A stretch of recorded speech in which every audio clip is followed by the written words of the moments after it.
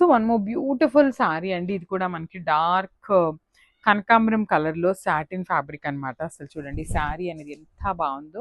All over sari అంతా కూడా మనకి బ్యూటిఫుల్ ప్యారెట్ మోటివ్ అనేది హెవీ వీవింగ్‌తో వచ్చేసింది శారీ అంతా కూడా. షోల్డర్ పార్ట్ వచ్చేసి స్మాల్ బార్డర్ అండ్ కింద కూడా మనకి చక్కగా సేమ్ సైజ్ బార్డర్స్ వస్తాయి.